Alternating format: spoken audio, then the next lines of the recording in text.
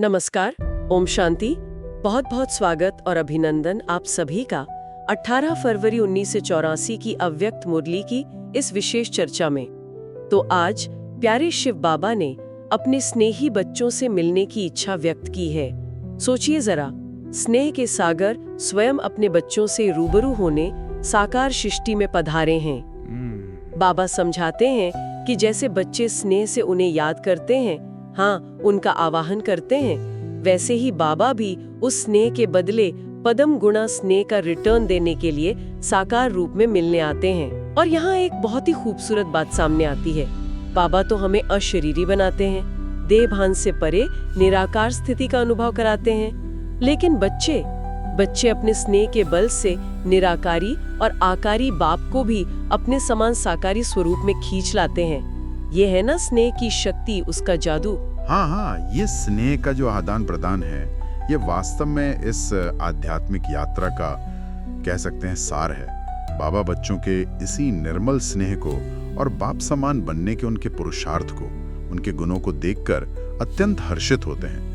और बाबा ऐसे स्नेही समर्पित बच्चों को क्या कहकर पुकारते हैं पता है? हाँ, आज्ञाकारी, वफादार, फरमान बरदार और सबसे बढ़कर सच्चे सच्चे अमूल्य रत्न। अमूल्य रत्न, वाह, कितना शक्तिशाली स्वमान है ये।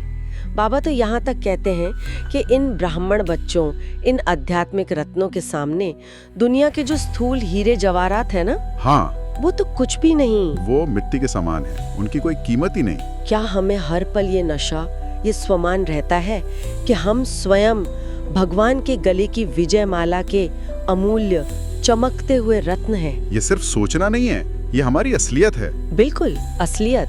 इस मुरली में बाबा विशेष रूप से डबल विदेशी बच्चों की खुशी और उनके रूहानी नशे का भी जिक्र करते हैं। सोचिए वो कितनी दूर देशों में रहते हुए भी बाबा के बन गए। हाँ, ये बहुत बड़ी बात है। बाबा ने उन्हें पहचाना, चुना और अपना बना लिया। हाँ, जहाँ सारी दुनिया परमात्मा को ढूंढ रही है, पुकार रही है, हाँ, चिल्ला रही है, आ जाओ, वहीं बाप स्वयं आकर हमें ढूंढ लेते हैं, हाँ, और अपना बना लेते हैं।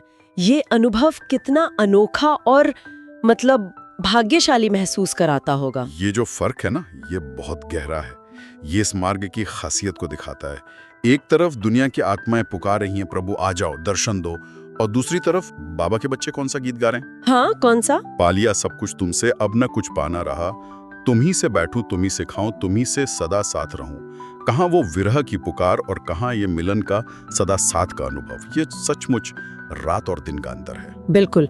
और बाबा हमें याद दिलाते हैं कि जिस एक सेकंड की सच्ची अविनाशी शांति और खुशी की प्राप्ति के लिए दुनिया की आत्माएं तरस रही हैं, भटक रही हैं। हाँ, दर दर भटक रही हैं। हम ब्राह्मण आत्माएं स्वयं प्राप्ति स्वरूप बन चुके हैं।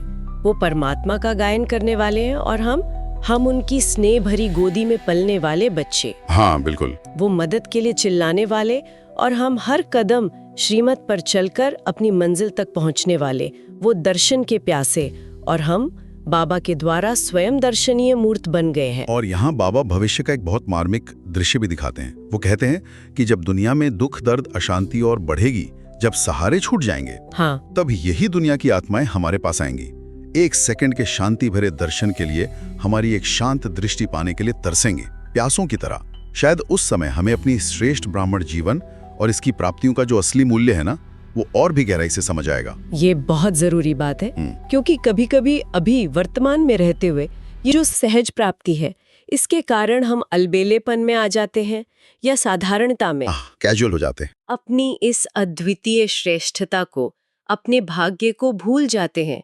बाबा मानो हमें चेता रहे हैं कि क्योंकि ये खजाना इतना सहज और इतना भरपूर मिला है, हम कभी-कभी स्वयं की और इस खजाने की वैल्यू को साधारण समझ लेते हैं। क्या ऐसा होता है हमारे साथ? निश्चित रूप से ये एक मतलब मानवीय प्रवृत्ति हो सकती है। इसीलिए बाबा इस बात पे बहुत जोर देते हैं कि ब्राह्मण जीवन का हर एक सेकंड, हर एक श्वास कितना अमूल्य है, कितना श्रेष्ठ है। बाबा का हर एक महावाक्य, संगम युग का हर एक सेकंड हमारे अनेक जन्मों की प्रारब्ध बनाने वाला है। हाँ, प्रारब्ध। यहाँ प्रारब्ध से बाबा का मतलब है हमारे भविष्य के जन्मों का श्रेष्ठ भाग्य, हमारे कर्मों का वो फल जो हमें देवता पद तक ले जाता है। तो अगर एक सेकंड भी व्यर्थ गया तो समझो अनेक जन्मों की श्रेष्ठ प्रारब्ध बनाने का अवसर गवा दिया। ऐसी अमूल्य जीवन वाली, ऐसी श्रेष्ठ तकदीर वाली विशेष आत्माएं हम सब। बाबा इसीलिए पूछते हैं, समझा कौन हो, खुद को पहचानो। बाबा का स्नेह केवल अनुभवी आत्माओं तक ही सीमित नहीं है। वे पोलैंड और अन्य देशों से आए नए नए बच्चों से भी मिलते हैं, उनसे बात करते हैं, उन्हें भाग्यवान कहकर उनका उत्साह बढ़ाते हैं। हाँ, हौसला बढ़ाते हैं। क्योंकि वे इस श्रेष्ठ संगम युगी भूमि पर, मधुबन जैसे महान तीर्थ पर पहुंचे हैं। बाबा कहते हैं ये भूमि ही महान तीर्थ है। हाँ बिल्कुल, और मधुबन पहुंच जाना तो पहला कदम है, लेकिन बाबा आगे का रास्ता भी साफ करते हैं। वे कहते हैं कि यहाँ पहुंचने के बाद मुख्य काम क्या है? क्या है?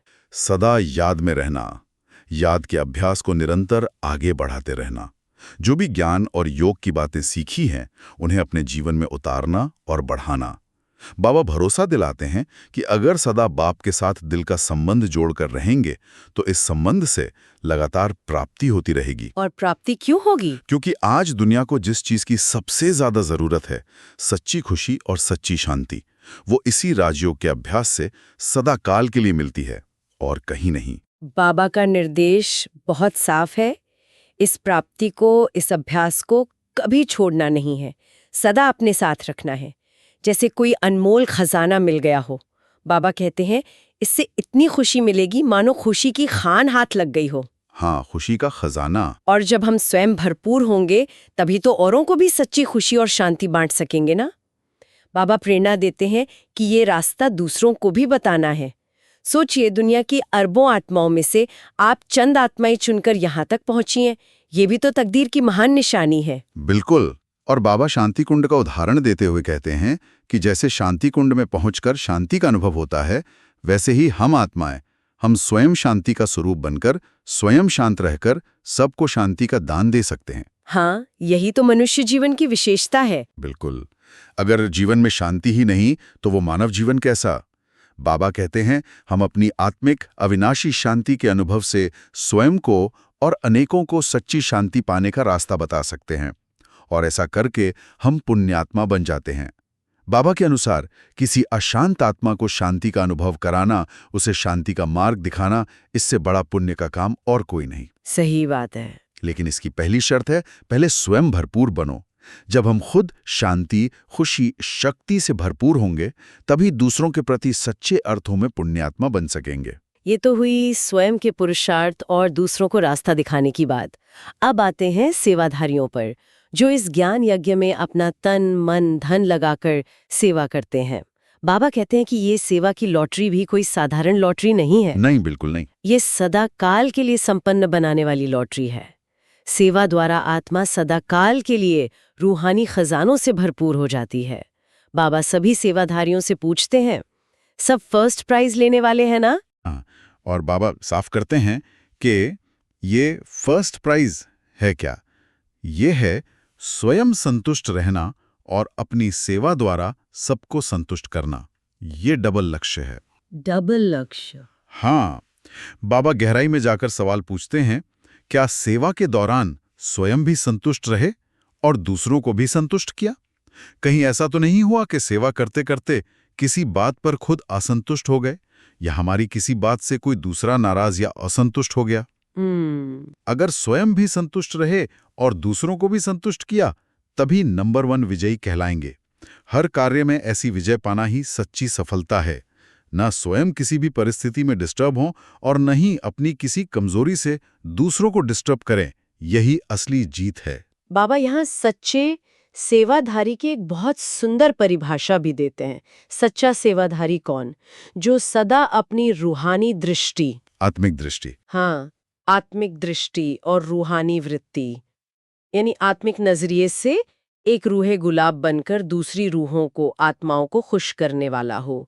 रूहे गुलाब कितना प्यारा शब्द है, आध्यात्मिक गुलाब।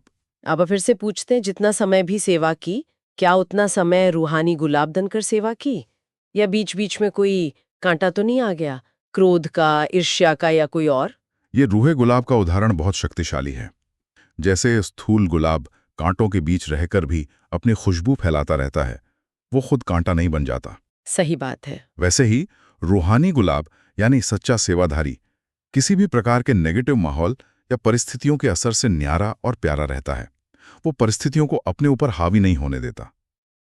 बाबा कहते हैं कि सेवा से वापस लौटकर ये बहाना नहीं चलेगा कि क्या करें, माया आ गई। हाँ, ये नहीं चलेगा। सदा मायाजीत बनकर सेवा करनी है और मायाजीत होकर ही लौटना है। माया को आने की छुट्टी ही नहीं देनी है, दरवाजा सदा बंद रखना है। और इसका दरवाजा बंद करने का तरीका क्या है? बाबा बताते हैं डबल लॉक। Double lock? अच्छा, ये क्या है? बाबा समझाते हैं कि ये डबल लॉक है, याद और सेवा। याद यानी परमात्मा पिता शिव बाबा का निरंतर स्नेह भरा स्मरण, और सेवा यानी निस्वार्थ भाव से दूसरों की रूहानी सेवा करना। बाबा कहते हैं जहां ये डबल लॉक लगा हुआ है, मतलब याद और सेवा दोनों साथ साथ? हाँ बिल्कुल, जहां मन बुद्धि निरंतर याद और सेवा में व्यस्त है, वहां माया मतलब नेगेटिविटी या विकार घुस ही नहीं सकते। ये एक तरह का कह लीजिए अभेद्य आध्यात्मिक सुरक्षा कवच है। वाह, याद और सेवा का डबल लॉक, ये तो बहुत ही प्रैक्टिकल धारणा है मायाजीत बनने के लिए। अब मुरली के अगले भाग में बाबा वरिष्ठ अनुभवी आत्माओं का, खासकर दादी जी और अन्य बड़ी बहनों का भी जिक्र करते हैं। वे कहते हैं कि जैसे बाप यानी शिव बाबा सदा बच्चों का उमंग उत्साह बढ़ाते हैं, उन्हें आगे बढ़ाने की प्रेरणा देते हैं, हाँ, मोटिवेट करते हैं। वैसे ही ये बड़ी बहनें भी फॉलो फादर करने वाली, यानी बाप के पद चिन्हों पर चलने वाली श्रेष्ठ आत्माएं हैं। वे भी दूसरों को प्रेरणा देती हैं। हाँ बाबा, इन अनुभवी आत्माओं के योगदान को पहचानते हैं और उनकी सराहना करते हैं। विशेष रूप से देश विदेश से आई सभी टीचर्स को जो ज्ञान सेवा में निमित्त बनी हैं, बाबा सेवा की मुबारक देते हैं। और फिर बाबा एक ऐसी बात कहते हैं जो सीधे दिल को छू जाती है। कौन सी बात? वे कहते हैं कि हर एक बच्चा, चाहे उसका नाम लिया गया हो या न लिया गया हो, ये समझे कि वो नाम सहित बाप के याद और प्यार का पूरा पूरा अधिकारी है, और इस अधिकार को महसूस करते हुए स्वयं को ही बाप का प्यार दे देना, किसी लिस्ट या नाम पुकारे जाने का इंतजार नहीं करना। ये कितनी गहरी बात है। मतलब बाबा का प्यार किसी गिनती या बाहरी पहचान पर निर्भर नहीं करता। वो कहते हैं कि अगर एक एक बच्चे के गुणों का गायन करने लगें तो कितनों के गाएंगे। सभी बच्चों ने बहुत मेहनत की है, पुरुषार्थ करके उन्नति को पाया है, और बाबा को यकीन है कि वे आगे भी स्वयं की और सेवा की उन्नति को और ज्यादा प्राप्त करते रहेंगे। बाबा साफ करते हैं कि कोई भी बच्चा ऐसा न समझे कि बाप दादा ने हमें याद नहीं किया या हमें नहीं कहा। ये याद, प्यार और मुबारक सभी बच्चों के लिए है। और मुरली के अंत में बाबा एक और बेहद प्यारी दिल जीतने वाली बात कहते हैं। वे भक्त और भगवान के संबंध पर एक नया नजरिया देते हैं। आमतौर पर भक्त भगवान का नाम लेने के लिए, उनका नाम जपने के लिए कोशिश करते रहते। उनकी इच्छा होती है कि भगवान का नाम सदा उनके मुख पर रहे। लेकिन बाबा पूछते हैं, बाप के मुख पर किसका नाम रहता है? किसका? आप बच्चों का नाम। भगवान के मुख पर सदा उनके प्यारे बच्चों का नाम रहता है। सोचिए, ये कितनी बड़ी प्राप्ति है। ये हमारे महत्व को, हमारे भाग्य को कितना ऊंचा उठा लेता है। समझा?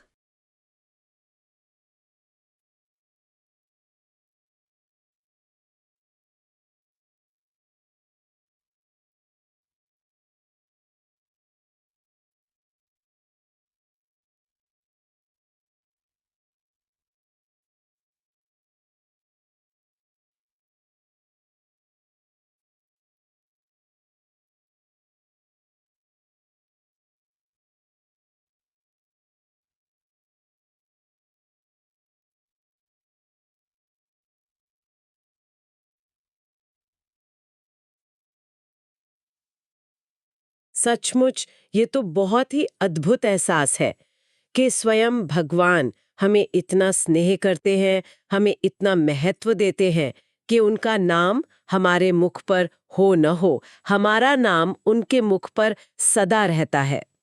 तो ये थी 18 फरवरी 1984 की अव्यक्त मुरली की कुछ मुख्य रत्न समान बातें।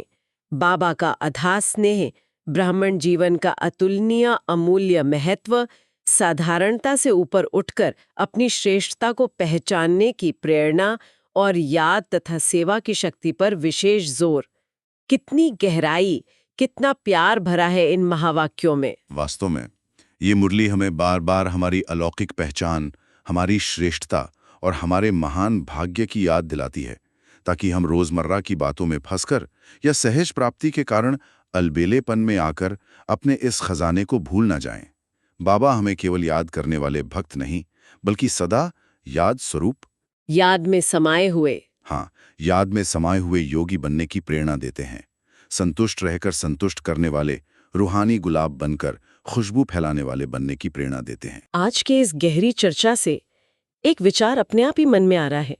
बाबा ने कहा कि भविष्य में एक समय ऐसा आएगा जब दुनिया की आत्माएं दुख से परेशान होकर हमारे एक सेकंड के दर्शन के लिए, हमारी एक शांत दृष्टि के लिए प्यासी होकर हमारे सामने आएंगी। हाँ, और यहीं पर आज की चर्चा हमें एक महत्वपूर्ण सवाल पर सोचने के लिए छोड़ जाती है। बाबा ने भविष्य का दृश्य तो दिखाया, लेकिन सोचने वाली बात यह है कि क्या हम अभी से, इसी पल से स्वयं को उस दर्शनीय मूर्त स्थिति के लिए तैयार कर रहे हैं?